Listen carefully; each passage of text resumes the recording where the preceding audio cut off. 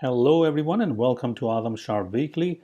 In this video, I'm going to go over that how you can get started with drawing in SwiftUI. We'll be drawing different shapes, we'll be drawing different paths, and we will be using this article as our resource. It's a really amazing article. I'll also post a link to the article in the YouTube description. This article goes through many different steps of getting started with basic shapes, drawing paths in SwiftUI. So let's go ahead and get started. Now, if I want to just create some sort of a rounded rectangle, I can simply go ahead and use a rounded rectangle, which is already available to you, and I can pass in the corner radius that will allow me to create a rounded rectangle. So let me go ahead and refresh the Xcode preview, and you can see that the rounded rectangle is created. It's kind of filling up the whole screen, which is perfectly fine. But you can always go ahead and change the actual frame. So I can go ahead and put the frame to be whatever, 250, and I can put the frame to be 200. I can also go ahead and change the foreground color to be whatever color that you want. So I can go ahead and pass in red. And now you have a rounded rectangle with a red color. So it's that easy to, or it's more of a rounded square, I guess. So if we go ahead and change this to some other height and width, there we go, that's a rounded rectangle now, right? Now, if you just wanted the outline of the rectangle but don't want to fill it up with color, you can always go ahead and say stroke. So S-T-R-O-K-E, stroke. You may have to put it in the right place. I'm not really putting it in the right place, so I have to put it right over here as the first argument or the first thing. And now you have the actual rounded rectangle, but this is stroke, meaning there's just an outline of it. It's not really filled with anything. If you do want the outline to be a little bit more wider, you can always pass in the line width, and you can pass in whatever line width that you want. And now the stroke is a little bit, you can see it's all thicker, like the outline or the border is much thicker. The stroke, you can also put in the stroke style, meaning that maybe you want the stroke, but you want dashes or things like that for the stroke. So you can always use the stroke style. So I can simply go ahead and call stroke, and I can go ahead and pass in the style, which can be a stroke style. And the stroke style, we can actually pass in many different things like line width. So let's say 10 is fine. Line cap, is it going to be a square or is it going to be a circle? So I can go ahead and pass in, you can see the different round, butt, or is it square? I can go ahead and pass in square. The line join, if you want to pass in, you can definitely pass that one up.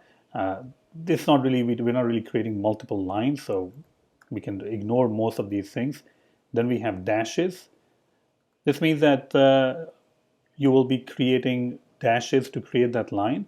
So I can go ahead and pass in a number over here, let's say 2 or something. And the dash phase, the dash phase property kind of indicates that where the dashes and the gaps should be positioned. So I'm just going to pass in 2 over here, but if I go ahead and pass in a little bit more, you can see the dashes are actually moving a little bit. You can see so if this property is changing, it's actually giving the illusion that the dashes are actually moving. See that? I can pass in 100, but the dashes itself are just keep on moving. So that can be another good effect, that if you change this property, you will have an effect of something like moving in the round circle or a rectangular circle or something. All right. So there we go. So we have just created our rounded rectangle, and it appears to be made up of dashes. That's perfectly fine. So that's another thing that you can do. If you want, you can create a rounded rectangle with dashes. You can even animate this property. So put a state over here and it will start animating also. All right. Now let's go ahead and move to paths. And what exactly is path, and how can you use path to create lines? How can you use path to create graphs like curves and all those kind of cool things? In order to create the path, first of all, I'm just going to remove all of this stuff and just go back to Hello World so that we can have a good starting point. Okay, so now we are at Hello World. So using the path, how can we create most probably like a square, rectangle, any shape that you want, you can create that. But if I am creating a square, what different things that I would need? Well, I would maybe go on this particular point and move the path to this point. So we're starting at that location. Now I can always go put a point over here, and I can put a point over here and a point over here. Now if you join all of these different points together, you will get a square. And that is exactly what we're trying to do, but obviously we will be writing code to create that point. So the first thing is that we need to add a point which is right over here. All right, so let's go ahead and get started. I'm going to remove this text and I'm going to write path. Now this is the actual path. We'll get access to the path, and I can simply say over here stroke, which is not going to do much because we haven't really created any line or anything. This part, well, the red thing that you see is I'm using a different tool to create these things. These are not created by the code that I'm typing, but this is what I want to do. I want to move, let's say 200 over here in X, and the Y can be, let's say 0. So that's the point that we want to move to. So how do we move to that point? We can simply say path.move, and you can see it to a point. So the first one will be the x-axis where you want to move. The x-axis we want to move is 200, and the y-axis that we want to move is, well, I'm just going to say 10 because I don't want to be completely on the top. So I'm going to say a little bit 10. There we go. So basically 210. So I'm expecting the line should be somewhere maybe over here. Well, the point should be over here. Now the next point that I want to move is maybe I want another point, well, 200 by 200. So let's say over here maybe. All right, so another point over here. So the x remains the same, but the y is increased to 200. So I'm going to say path dot add line. You can see over here add line. And add line to what? Well, to a point. We can pass in 200, which is x over here, and y is also 200. And there we go. I mean, I'm a little bit off over here, but you can see that the line is now appearing. Pretty cool, right? So we have 2 points. This point is connected with this point. Okay. Now the next part we want to do is we want to put a line, I don't know, let's say over here maybe. All right, point. So x over here is 0, and y, you can actually see it's still 200. So I'm going to add a line over here. Again, I can simply copy paste this. So x will be 0 because, well, it's right over here, and y is 200, and now you can see another line being drawn. Great, right? So we have 3 different points, which makes 2 lines. And now if I go ahead and call path.close subpath, then you can see that it's just going to join them together from the start to the end. And what we end up creating is we end up creating a triangle, but we wanted a square. So if I wanted a square, how can I do that? So we are over here at this point right now. I want to go on this point right here. So basically I'm missing this line right over here. So the x will be 0, and I guess the y will be 0 also. So let's go ahead and try this out. I'm going to say x 0, and I'm going to say y 0. And okay, so we have this line, and now hopefully I can call close path. So path.close subpath, and we get our line. Oh, the y should be 10 actually, because we use 10 over here and not 0. Great, right? Super awesome. Now instead of passing in 0 over here because it's right next to it, so I'm just going to pass in maybe 20 so that I can actually see all the sides of the square. All right. And since we're using a stroke, it's simply going to create the outline, but you can also always say kind of like a fill, which you can fill it with different colors. So if I don't pass any color, you can see that it's kind of filling it up with black color. Let's go ahead and say that if I can maybe fill it up with red color or something. Let's see what fill actually takes in. You can see that if I can pass in fill, I can fill style, I can do many different things. I can actually just set the color of the foreground also if I want to. If I do want to color it, so I can simply say red or something, and I can color it with different colors. So you can see that I can pass in green, or I can pass in whatever color that you want, and you can simply fill it out. Great, right? So this is how you would be creating a path which is allowing you to make different adjustments, make different points, and in the end coming up with a square which is filled with a different color. So this is all really, really awesome that you can create that. Now, one of the things that you want to do is you shouldn't be using, I mean, if you want to take this and create some sort of a square like into a control that you can reuse, then you can create or add a new file and put all of this code in there, but make sure that you replace these things with the actual rectangle size. So let me show you what I mean by that. I'm going to go over here and I'm going to create a new file and I will call it MySquare. Okay, I can go ahead and import SwiftUI. So basically what I'm trying to do is I'm trying to make it reusable. So I'm just going to go ahead and create a MySquare and I can go ahead and implement or use, not square, sorry, shape. So shape is a protocol that you can use. One of the things about this protocol, if you want to use it, is one of the functions that you need to implement, which is the actual path function.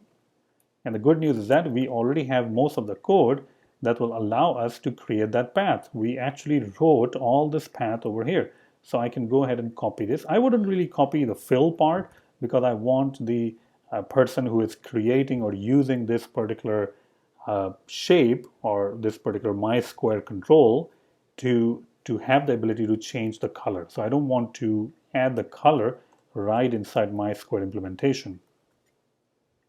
So we have this now.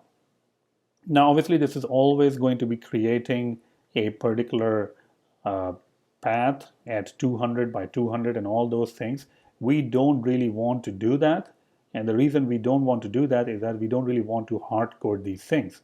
So I'm going to go ahead and say rectangle.size.width. So whatever the frame that they're passing, we're going to be using that.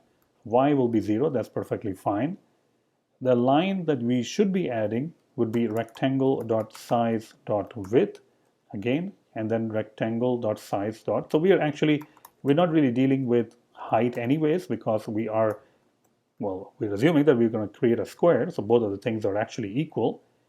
And then we're going to go ahead and join them again. So rectangle.size.width.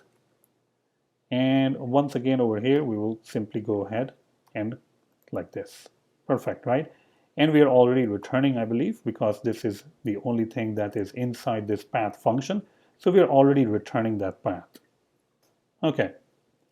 Now the question is, how do we use it? Well, we're not going to be using like this.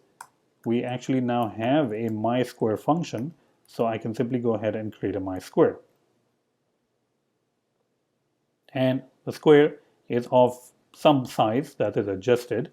But I want the square to be a little bit smaller, so I can go ahead and say width would be 100 and height would be 100. So you can see now the squares of different height.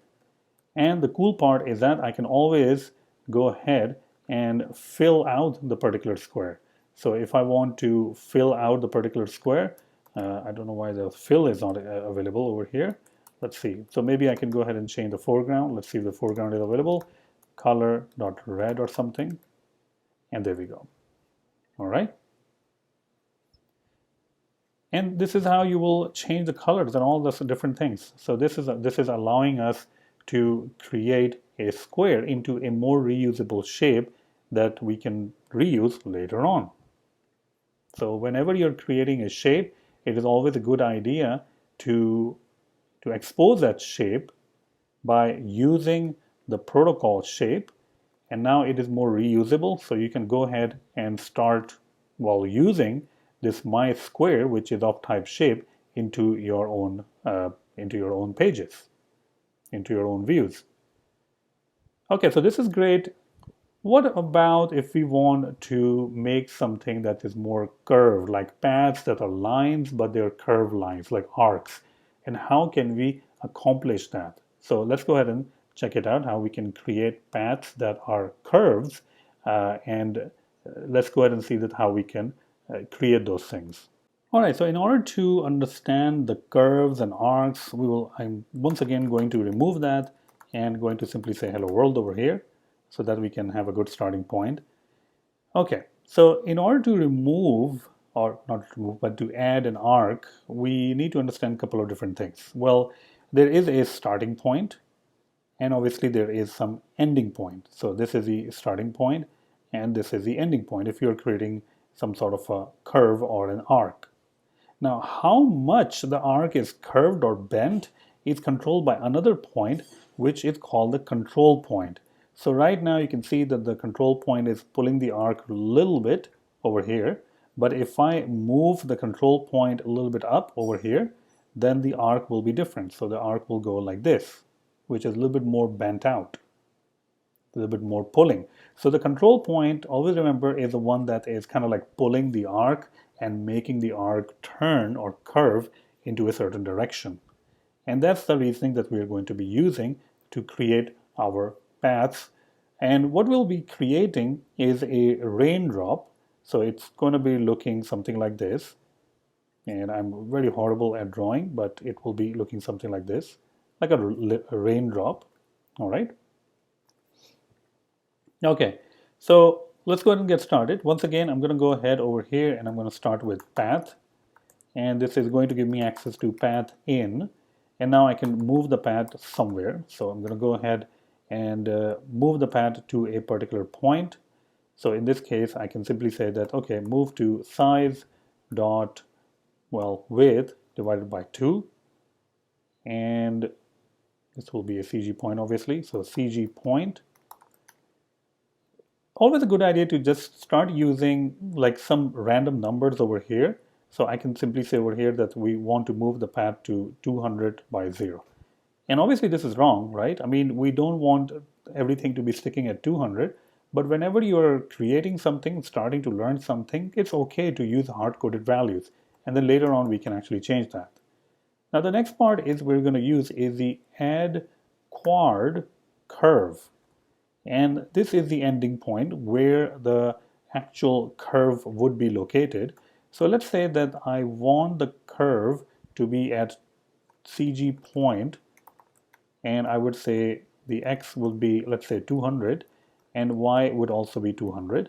And this is the control point. So how the curve is actually being bent, and where do you want to bend it? So let's say that I want to bend it at 200. We'll just play around with different values, 200 by, and Y, we can also pass in 200. All right. And that's pretty much it. Let's go ahead and build this. Now, if I go ahead and run this right now, you'll see that we don't see anything right now over here. All right. So what we did is that we moved to a point which is 200 by 0. So let's just assume that this point is here. Then we are saying that you have to go to 200 by 200. So 200 is over here, and let's say the 200 is over here also.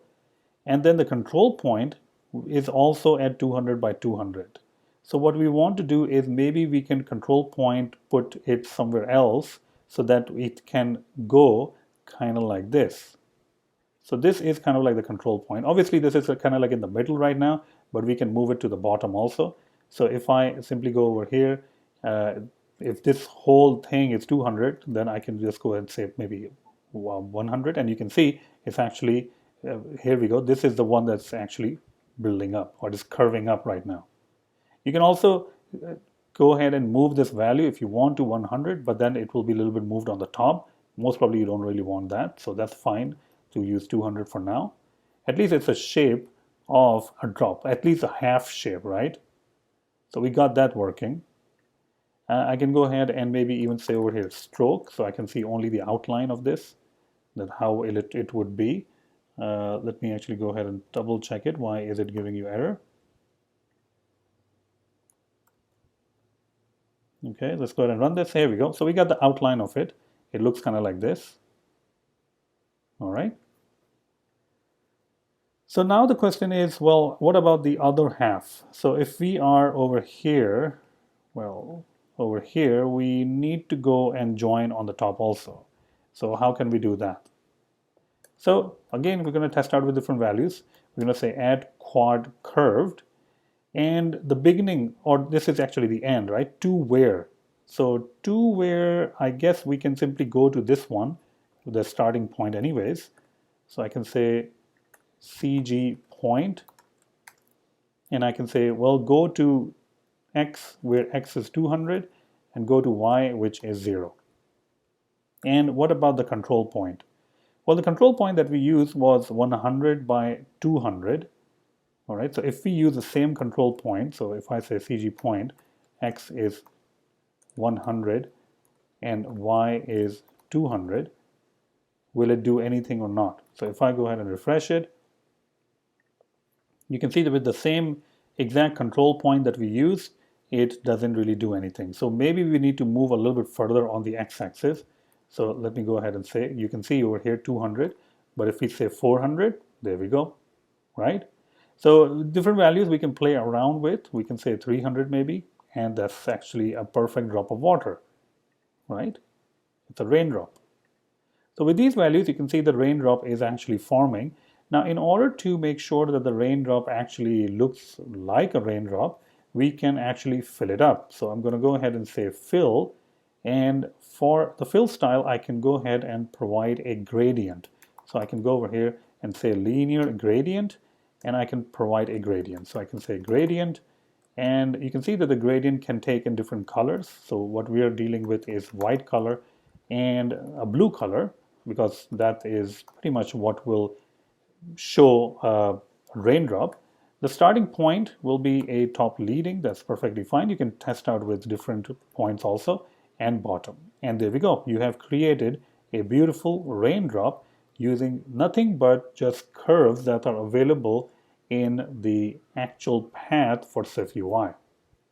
Now you know that it actually works.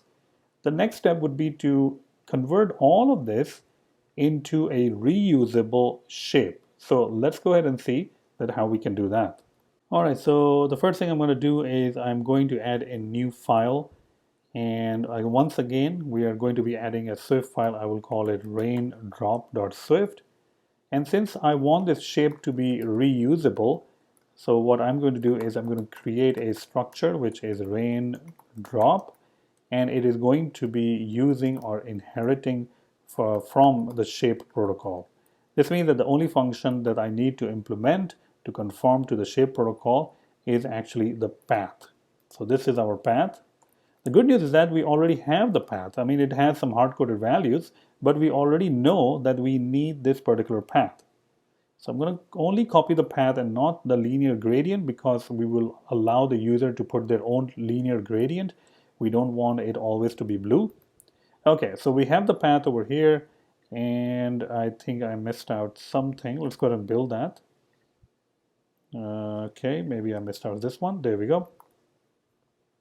Okay, now we don't really want this to be 200 or something, so we can simply go ahead and say rectangle.size.width divided by 2. So whatever the frame the person will provide, we will simply take the half of that. Then for every other thing, we are simply going to be just taking half anyways. So the width has to be kind of like the half, and the height would be whatever the height the person is providing. That's fine, because the raindrop is not a perfect square. That's why. Okay. Once again, over here in the control point for the first one, we can simply say rectangle.size.width, whatever the width the person is providing.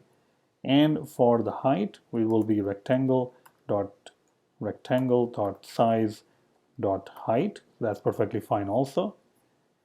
And for the last one, where would it actually go? Well, it's going to go to the same exact location. So that is this one, the half of the width. And for the control position, well, for x1, it will be 0. And for y1, it will be rectangle.rect.size.height. Let's go ahead and build that. And let's go ahead and check it out. So I'm going to go to my content view, and I'm going to remove this portion. And instead of this, I'm just going to say raindrop. And let's see if it actually does anything or not. Okay, so we don't really need that part. Let's go and build this, and let's try it again.